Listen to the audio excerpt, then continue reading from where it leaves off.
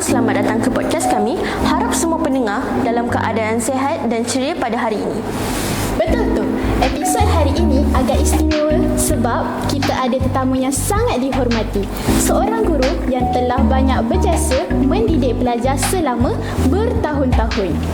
Hari ini kita bersama dengan Puan Norella binti Mursiran yang baru saja bersara daripada dunia pendidikan. Selamat datang ke podcast kami, Puan Norella. Terima kasih kerana mengundang saya. Terima kasih Puan Norlela kerana sudi meluangkan masa bersama kami. Biasanya, cikgu-cikgu sibuk kejar pelajar yang tak siap kerja sekolah. Tapi kali ini kami pula yang kejar cikgu untuk podcast. Betul tu, tapi jangan risau Puan, sebab hari ini kita orang tak akan bagi kerja sekolah dah. Sebagai permulaan, boleh ceritakan sedikit tentang perjalanan Puan sebagai seorang guru. Macam mana Puan boleh berminat untuk menjadi seorang pendidik? Nak tanya yang mana dulu ni? Perjalanan ataupun permulaan saya berminat? Permulaan? Baik, saya daripada sekolah, saya memang atlet dan saya sangat suka bersukan. Setiap hari akan pergi ke sekolah, pergi padang. Sampai mak saya marah, dia kata bawalah tikar bantal sekali pergi padang, tidur sekolah, kata dia. Jadi saya fikir saya akan bersukan sampai tua lah kan. Dari situlah timbulnya minat dan bercita-cita untuk menjadi seorang guru, terutama guru sukan lah. Dan waktu sekolah tu saya berusaha lah belajar dengan bersungguh-sungguh untuk mendapatkan keputusan peperiksaan SPM yang baik. Dan alhamdulillah selepas SPM saya mohon universiti UiTM dan maktab perguruan, dan saya rezeki untuk menjadi seorang guru tu ada. Saya dipanggil untuk ke maktab perguruan. Jadi masa tu saya tak sempat ambil STPM lah. Dari situ minat saya muncul sebenarnya, maksudnya daripada bangku sekolah lagi. Apabila dipanggil ke temuduga praktikal dan sebagainya, saya berjaya dan saya ditempatkan di maktab perguruan Tengku Afwan Afzan pada tahun 1987. Maknanya saya SPM 86 dan 87 saya masuk maktab. Di dalam maktab barulah saya ambil STPM. Masa tu saya balik ke sekolah Tun Perak untuk mengambil STPM. Dan yang menariknya, saya juga bersekolah di sini di Sekolah Menengah Tun Perak daripada tingkatan 1 lagi saya di sini. Di maktab selama 2 tahun setengah, posting di Kraton 4 Pahang.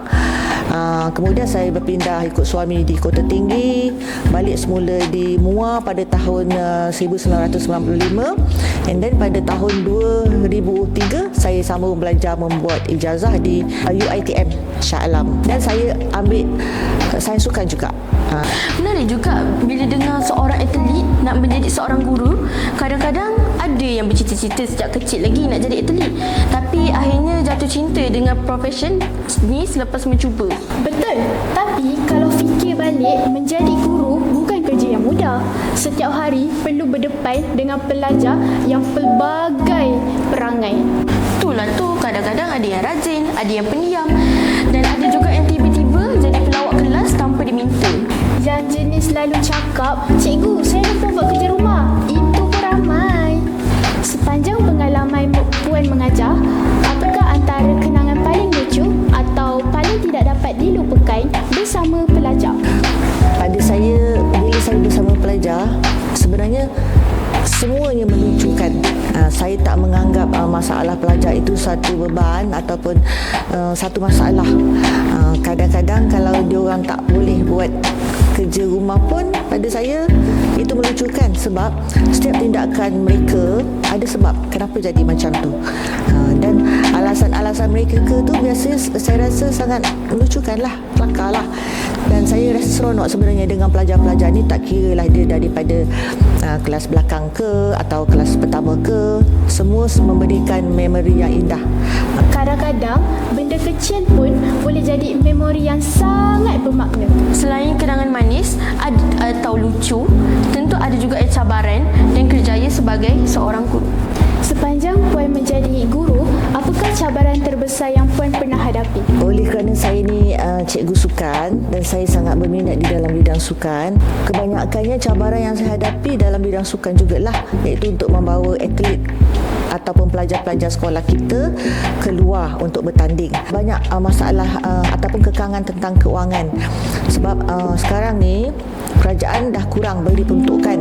Jadi semua kemudahan untuk atlet-atlet kita ataupun untuk pelajar-pelajar yang berminat di dalam sukan ni, saya kena fikir sendiri. Saya kena dapatkan sumber-sumber keuangan daripada pelbagai sumber. Memang betul guys, dunia pendidikan pun dah sangat berbeza dengan dunia dulu-dulu. Lepas tu pula, pelatih pelajar sekarang pun dah tak macam sangat berdisiplin untuk tahun ni. Kalau dulu, banyak yang mengikuti arahan. Tapi sekarang, ada yang ponteng latihan. Ada juga yang bawa gadget sewaktu latihan. Dan ada juga yang memang sengaja tak nak datang sebab dia nak sinjil je. Apakah rancangan Puan selepas bersara? Adakah Puan ingin berehat sepenuhnya ataupun melakukan perkara baharu? Sebenarnya tujuan utama saya sewaktu mengisi permohonan pensyen dulu, saya nak mendalami ilmu fardu ain lah. Kalau boleh nak top up apa yang selama ni tertinggal, sewaktu muda dulu tertinggal banyak perkara-perkara yang saya tak dapat buat. Itulah yang utama. Selain daripada saya nak berehat sebenarnya, sebab jadi cikgu sukan ni penat dan saya nak berehat sepenuhnya. Selain daripada itu, saya nak menjelajah seluruh Malaysia. Mungkin luang masa yang lebih untuk keluarga, anak-anak dan mungkin teman suami saya ride ke. Jadi itulah perancangan saya. Saya harapkan saya sihat je lah untuk merealisasikan impian saya. Oh, maksud persaraan tu bukan maksudnya berhenti aktif, tetapi peluang untuk buat benda yang kita tak pernah buat sebelum ni. Betul? Selepas bertahun-tahun bangun awal untuk ke sekolah, sekarang mungkin boleh bangun tanpa bunyi loceng sekolah lagi.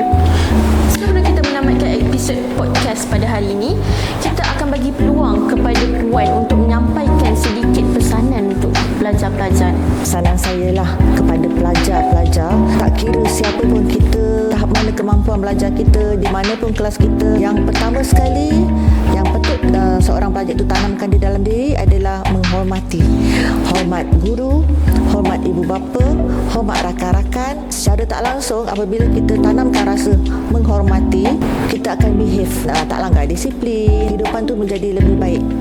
Tidak pandai bukan bermakna musnah kehidupan. Tapi dalam diri kita, dalam diri setiap pelajar sebenarnya ada satu kelebihan yang perlu kita gilap. Tak kira lah kelebihan tu mungkin dalam sukan dan sebagainya. Itulah yang akan kita gilap dan itulah sebenarnya yang akan mendisiplinkan setiap pelajar. Saya mengharapkan pelajar-pelajar di Tun Perak dan semua pelajar-pelajar saya yang pernah saya ajar mendapat kehidupan yang lebih baik dan sentiasa berjaya di dalam hidup dan sentiasa dilindungi oleh Allah Subhanahu Wa Taala. Terima kasih banyak kepada Puan Nurlila binti Musiran. Sama-sama. Kerana sudi berkongsi cerita, pengalaman dan kenangan bersama kami hari ini.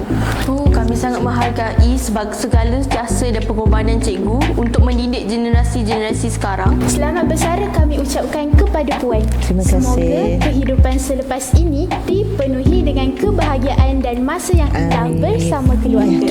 Terima kasih kerana telah mendengar podcast kami. Jumpa lagi dalam episod